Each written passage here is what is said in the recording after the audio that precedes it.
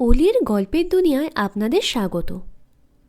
আজকে আপনারা শুনবেন শিবরাম চক্রবর্তীর লেখা নিখরচায় জলযোগ।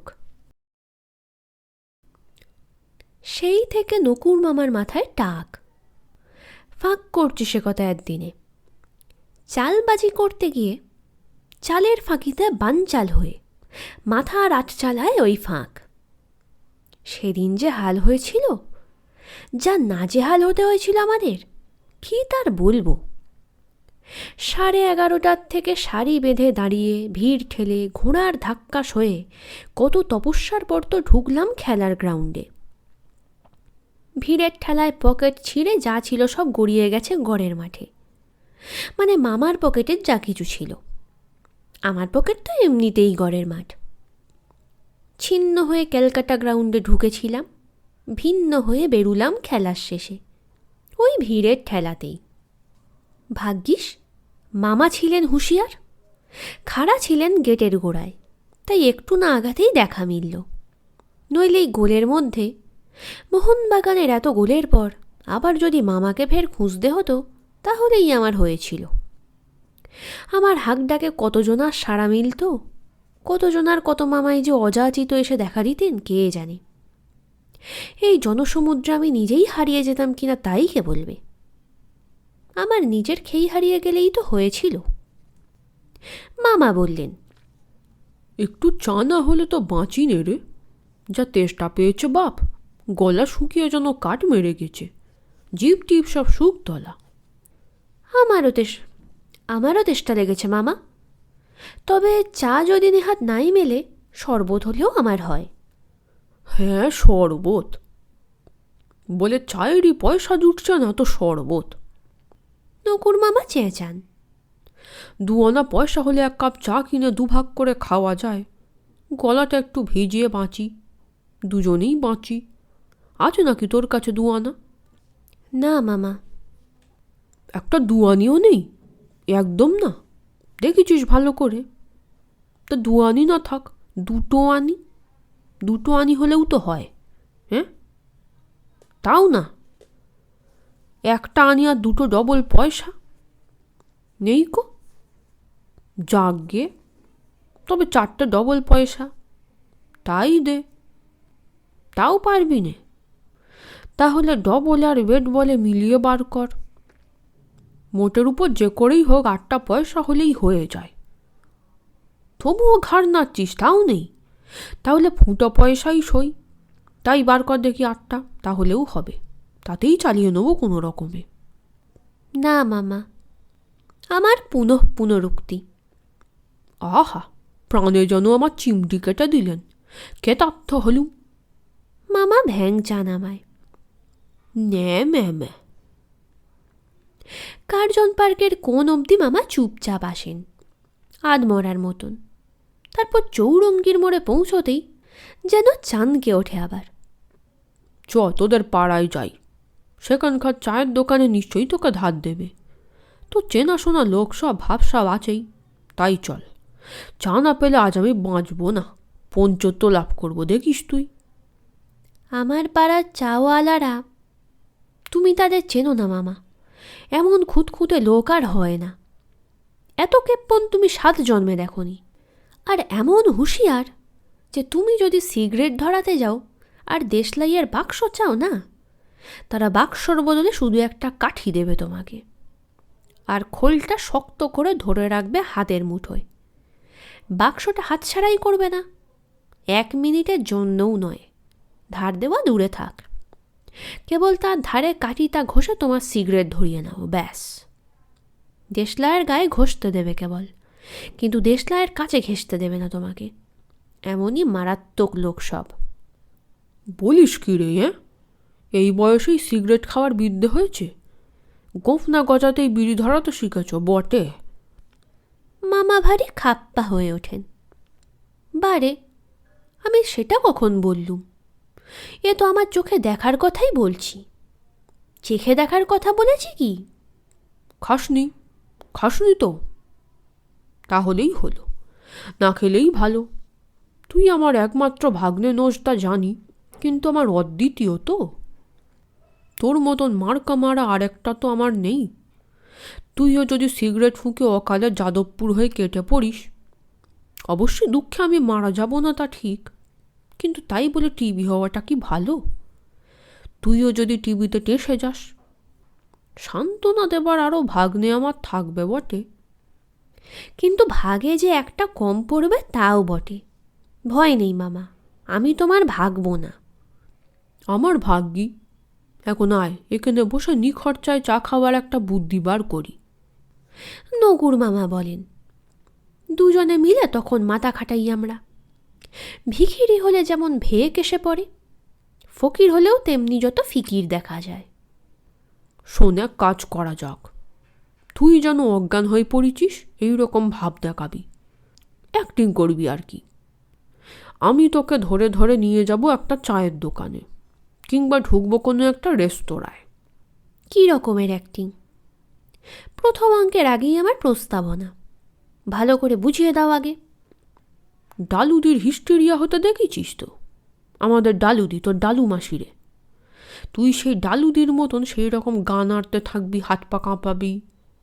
যদি কাজে পিঠে কেউ না থাকে তো হাত পা ছুটতে শুরু করবি। নকুর মামা, নকুরু, আমি সংস্কৃত করে বলি, তারপরে ফের ব্যাখ্যা করে দিই সোজা বাংলায়। অমন কার্যটি করো না, কদাপি না। হিস্টেরিয়া হচ্ছে মেয়েলি ব্যাপার, ছেলেদের ওসব রোগ কি কখনো হয়? কখনো না। না, হয় না, তোকে বলেছে। ছেলে মাত্রই তো একটি রোগ, ROGUE। মামা সাদা বাংলায় বলে সিধে ইংরেজিতে বুঝিয়ে দেন ফের। শোন, ওসব আদিক্ষেতা রাখ, এখন যা বলছি তাই কর। আমি তোকে ধরাধরি করে নিয়ে যাব চা খানায়। এই তো গেল প্রথম দৃশ্য। তারপর আমি যা যা বলি, যা যা করি দেখতেই পাবি। তুই ভান করবি আর আমি ভনিতা করব, কিন্তু আর চোখে দেখে রাখবি সব ভালো করে, কেন না? হিস্টেরিয়া বানিয়ে আমার লাভ? সমস্ত দৃশ্যটা মনশ্চক্ষে দেখেই এমন আমার বিসদৃশ লাগে, বিষের মতন লাগতে থাকে আমার। দেখতেই পাবি, হাতে নাতেই দেখবি। হিস্টেরিয়ার দাবাই হলো গরম দুধ, চা, toast, cake, curry, chop, cutlet, pudding, poach, double মামলেট, ফিশ ফ্রাই ইত্যাদি ইত্যাদি। আর বলো না, বলো না, বলতে না বলতেই আমি চলকে উঠি, রাজি হয়ে যাই তৎক্ষণাৎ। কিন্তু মামা, সে তো হলো আমার খাওয়া, তারপর তোমার দশা কি হবে? আরে সেই কথাই তো বলছি রে। আমি যা যা করি বলি দেখে শুনে মনের মধ্যে টুকে রাখবি ভালো করে। বলছি কি তবে, আরে তার পরের দোকানটাতেই তো আমার পালা, তখন আমার হবে হিস্টেরিয়া, আর তোকে করতে হবে আমার তদারক। বুঝেছিস রা হাঁদা? জলের মতো বলেই আমি একগাল হাসি, সেই হাঁটা বুঝিয়ে ফেলি তক্ষুনি। অমন হাঁ করে মামার ব্যাখ্যাটা শুনছিলাম বলেই না ওই হাঁদা অপবাদটা শুনতে হলো আমায়। ধন্য মামা, ধন্য, এমন না হলে মাথা। মুক্ত কণ্ঠে আমার প্রশংসাপত্র বিলাই। এত বুদ্ধি ধরো তোমার ধরে, হ্যাঁ? আরে আর তুই কি দেখলি আমার মাথার? মাথা তো নয়, যেন স্যার জন মাথাই। বুদ্ধির একটি আর্ট চালা এটি। 8 রকমের চাল খেলছে এখানে সব সময়, বুঝছিস? তারপর আমাদের মামা ভাগ্নের অভিযান শুরু হলো। অভিনয়ের দায় পড়ল আমার। প্রাথমিক শুশ্রূষার ভার নিলেন মামা। বেন্টিং স্ট্রিট ধরে প্যারাডাইস সিনেমার ধার দিয়ে আরম্ভ হলো আমাদের। আমার হাত পা কাঁপতে থাকলো। ডালু মাসির মতোই যত ডালপালা নড়তে লাগলো আমার, দাঁতে দাঁতে লেগে গেল, চোখ বুজে এলো দেখতে না দেখতেই। নকুর মামা আমাকে সযত্নে ধরাধরি করে এক চায়ের দোকানে এনে বসালেন। চেয়ারটায় বসতেই আমি এলিয়ে পড়লাম। নকুর মামা যাতে আমি গড়িয়ে মাটিতে না পড়ি লক্ষ্য রাখলেন সেদিকে, আর জামার গলার দিকের বোতামগুলো খুলে দিলেন আমার। দোকানের টেবিলে সেদিনের যে খবর কাগজ পড়েছিল, কাউকেও একটি কথা না বলে নকুর মামা তাই দিয়ে সজোরে হাওয়া করতে লাগলেন আমায়। আমিও উ আ ই এ ও ওই ও স্বরবর্গের থেকে এই রকম এক একটা বিচ্ছিরি আওয়াজ বার করতে লাগলাম। তা বলবার নয়, ও মা মাগো, ও মামা গো, তারও স্বরে বেরুতে থাকে আমার। তারিত বার্তার মতোই চাপা যায় না কিছুতেই। দেখে শুনে ব্যস্ত হয়ে উঠল দোকানদার। সেই সঙ্গে দোকানে বসে যারা চা খাচ্ছিল তারাও। কি হয়েছে ওর? হিস্টেরিয়া আছে ছেলেটার। হিস্টেরিয়া? কি সর্বনাশ! না, ও এমন কিছু না, ভাবনার কিছু নেই। খানিক একটু হাত পা চালাবে, চেঁচাবে, এই রকম। তারপর 2-1 ঘন্টার মধ্যেই সেরে যাবে আপনা থেকে। 2-1 ঘন্টা? শুনেই তো আর্তনাদ করে উঠল দোকানদার। 2-1 ঘন্টা কি গো? না না, ভয়ের কিছু নেই। অজ্ঞান হয়ে পড়বে এক্ষুনি। তারপর শির দ্বারা বেঁকে যাবে, ধনুষ্টঙ্কারও হতে পারে হয়তো। তবে ভাববেন না, আপনারা ঘাবড়াবেন না কিছু। সাধারণত ধনুষ্টঙ্কার বড় একটা হয় না, কিন্তু ছোট একটাও তো হতে পারে। কাটলেট হাতে করে একজন এগিয়ে এলো। সেও তো খুব ভালো নয়, অন্তত দেখতে শুনতে ভালো নয় নিশ্চয়ই। দেখতে? না, দেখতে ভালো না সে কথা ঠিক। শির দ্বারা বেঁকে যাওয়া কি দেখতে কখনো ভালো হয়? সে ভারী বিশ্রী, সত্যি। চায়ের দোকানের ইতর ভদ্র সবাই এসে ঘিরে দাঁড়ালো। মামা আরও জোরে জোরে হাওয়া করতে লাগলেন আমায়। কি করলে সারে? ওষুধ টষুধ কিছু নেই এর? এর আর ওষুধ কি, এমনিতেই সারবে, একটু সময় নেবে খালি, এই যা। ধাক্কাটা কেটে গেলে সামলে উঠবে আপনি। তবে বলকর কিছু একটা ওর পেটে পড়লে তার আগেই হয়তো সামলানো যায়। দুধ টুধ আছে, দিতে পারেন একটু গরম করে। নিদেন 1 কাপ গরম চা হলেও চলে। 1 গেলাস গরম দুধ এলো, চিনি মেশানো। 1 পেয়ালা চাও পেলাম। চাটা আর আমি খেলাম না, অকারণ নষ্ট যায় কেন, তাই কষ্ট করে মামাই সেটা মারলেন। সহানুভূতি পরবশ একজন বললে, আহা, শুধু দুধে কি হবে? একটু পাউরুটি ফেলে দাও ওতে, কিংবা একটা মামলেট করে দাও না ছেলেটাকে। পেটে কিছু শক্ত খাবার না পড়লে কি শক্তি আসে? মামলেট পড়লেই সামলে উঠবে মনে হয়। আচ্ছা, আমিই দিচ্ছি, দাও ওকে একটা মামলেট, ডবল ডিমের মামলেট। বলতে মামা লেট খেলো না একটুও। মনে মনে আমার ধন্যবাদ জানালাম। এমন না হলে মামা। মামলেট খেয়ে সামলালাম সত্যি, কিন্তু একটুখানি ওতে কি এই প্রচণ্ড খিদে মেটে? ফের আমার উপসর্গগুলি ফিরে আসতে লাগলো। আবার আমি অজ্ঞান হওয়ার মতো হলাম, এলিয়ে পড়লাম চেয়ারে। হাত পার খিঁচুনি শুরু হলো আবার। একটু ঘোলের শরবত করে দিতে পারেন? এ ব্যারামে ঘোলটা খুব উপকারী। মামা বললেন, যেন একটু নিরুপায় হয়েই বললেন। অবশ্য অভাবে মাংসের জুস কি মুরগি সুরুয়া হলেও হয়। চায়ের দোকানে আর ঘোলটোল কোথায়? অভাবে মাংসের ঝোলি এলো, কয়েক টুকরো মাংসও এলো সেই সঙ্গে। 2-3 পিস রুটিও এসে গেল তার সঙ্গে। এলো চা। খেয়ে সত্যি এবার আমি চাঙ্গা হলাম। পায়ে জোর এলো, গায়ে জোয়ার। এতক্ষণে আমার হিস্টেরিয়া ছাড়ল। উঠে দাঁড়ালাম আমি, ছাড়লাম সেই দোকান, পাড়ি দিলাম আমরা আর একটায়। পরের একটা রেস্তোরাঁ। এবার ছিল মামার অসুখের পালা। আমার সমস্ত দুর্লক্ষণ তখন দেখা দিল মামার, আর আমি তার হেফাজতে রইলাম। রেস্তোরাঁর এক কোণে মামাকে বসিয়ে গলার বোতামগুলো খুলে দিলাম পটাপট। খবরের কাগজের অভাবে নিজের শার্ট খুলে হাওয়া করতে লাগলাম। অনেক লোক ছিল দোকানটায়, কিন্তু কেউ আমাদের দিকে লক্ষ্যই করল না। মামা, তোমার উয়াগুলো তেমন জোর হচ্ছে না, শুনতে পাচ্ছে না কেউ। ফিস ফিস করলাম মামার কানে কানে। তুই কি লাগিয়েছিস বলতো? শার্ট দিয়ে পিটোচ্ছিস খালি আমায়। এই কি তোর হাওয়া করা নাকি? ফিস ফিসিয়ে জবাব দিলেন মামা। যা মার লাগিয়েছিস বাপু তোর জামার, আমি তো মারা গেলাম। বলে ওরই এক ফাঁকে চট করে নিজের নাকে একটু হাত বুলিয়ে নিলেন। হাত পা খেঁচুনির আগেই মামার দাঁত মুখের খিঁচুনি দেখা গেল। দেখতে হলো আমাকেও। বারে, আমারও রাগ হয়ে যায়। সত্যি, হাওয়া করতে গিয়ে তার চোটে আমার যে জামার এতগুলো বোতাম উড়ে গেল, তার কোনো কথাই নেই। আমার এই স্বার্থত্যাগটা যেন কিছুই না। মামার এই সেলফিশনেস আমার ভারী খারাপ লাগে। তাহলেও, মনে লাগলেও নিজের অভিমান দমন করে আমি বলি, চেয়ারে তুমি কাত হয়েছ ঠিকই, কিন্তু তোমার কাতরানি বাপু মোটেই ঠিক মতো হচ্ছে না। জুৎসই হচ্ছে না একেবারে। দোকানের মালিকের কানে না গেলে কি করে হবে? তারপর সত্যি সত্যি ছাড়লেন মামা একটা যা। রাত বিরাতে ছাদের উপর বেড়াল ছানা যেমন ছাড়ে সেই রকম একখানা আওয়াজ। পটাপট আরও গোটা কতক বোতাম ছিঁড়ে গেল আমার। ছিঁড়ল আমার হাওয়ার ঠেলাতেই, কিন্তু আমি গ্রাহ্যই করলাম না। কারো অসুখ বিসুখে নিজের লাভ ক্ষতির দিকে তাকালে চলে না, তাই আমি জামার দিকে তাকালাম না, মামার দিকেও নয়।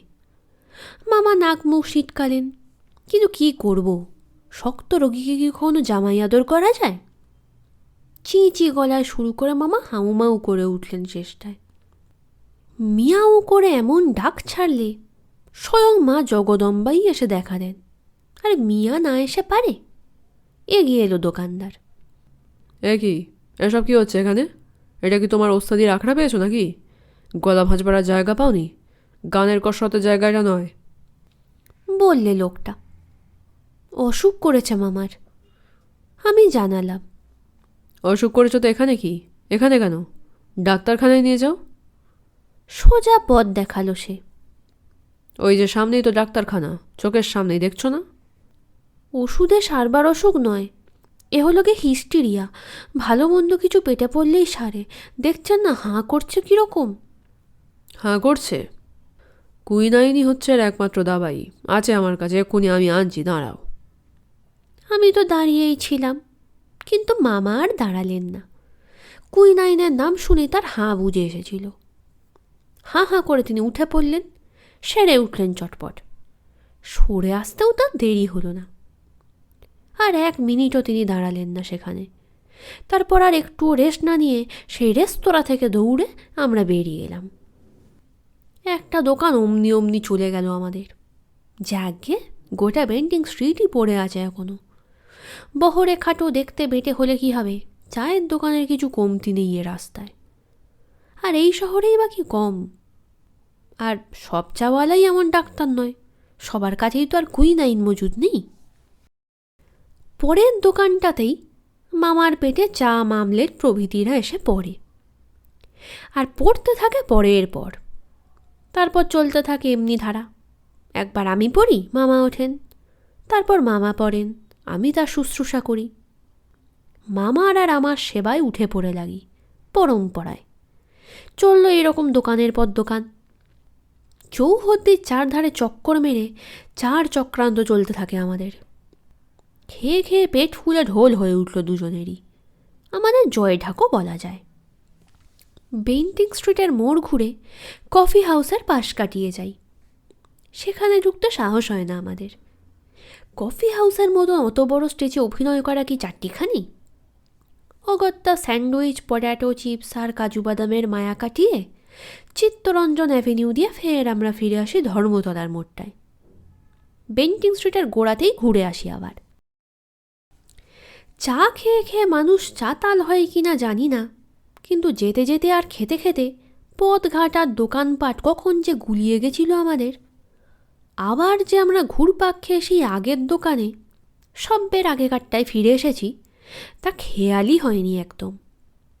চমক ভাঙল যখন টনক নড়ল দোকানদারের। আরে এরা যে দেখছি আবার ফিরে এসেছে রে, ঘুরে এসেছে আবার। দেখ দেখ ফের সেই হিস্টেরিয়াওয়ালারা। খালি দোকানদারি না, আগের চা পাইদের যারা তখনও সেই দোকানে ছিল তারাও বেশ অবাক হলো আমাদের আবির্ভাবে। বিয়ারিং চিঠির মতন ফের আমাদের ফেরত আসতে দেখে চাওয়ালাকে মোটেই খুশি দেখা গেল না।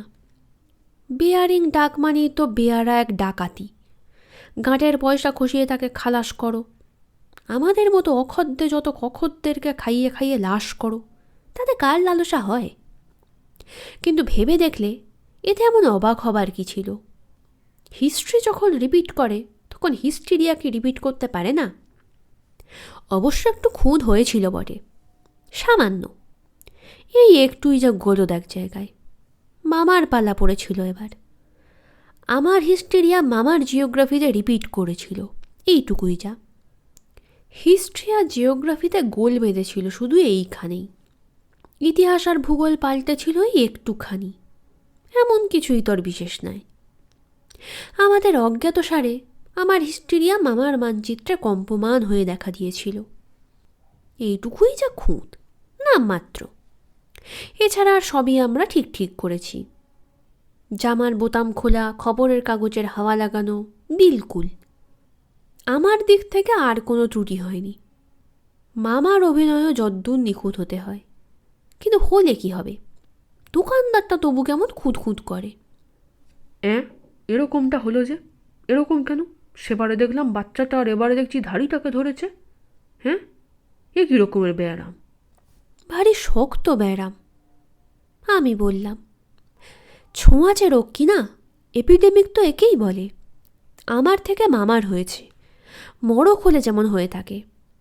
যাই হোক, এ হচ্ছে হিস্টেরিয়া। এর ওষুধ হচ্ছে মামলেট, ডবল ডিমের মামলেট। নিদেন পক্ষে একখানা মোগলাই পরোটা হলেও হয়। কুচ পরোয়া নেই, সারাচ্ছি আমি এই ছোঁয়াচে এই দণ্ডেই। এই এই নিয়ে আয় তো এই গরম জলের কেটলিটা। হাঁকলো সেই চাওয়ালা। চায়ের দরকার নেই, পরোটারও পরোয়া করে না, শুধু গরম জলেই সারবে এই রোগ। টকবগে ফুটন্ত জলের কেটলিটা এসে পড়ল। চায়ের জল গরম হচ্ছিল যেটায়। উপুর কর, দে উপুর করে পুরো কেটলিটা ওই লোকটার মাথার উপর। হ্যাঁ, তার আগে এই ছোঁড়াটার মাথাতেও ছটাকখানেক ছাড়। শুনতে না শুনতেই আমি ছটকে আসি। বারে, আমি কেন? আমাকে কেন? আমার বাদে কিসের জন্য? আমার তো হিস্টেরিয়া হয়নি। হয়নি কিন্তু হতে কতক্ষণ? Prevention is better than cure, পড়েনি বয়ে? ব্যায়াম হওয়ার আগেই তো সারাতে হয়।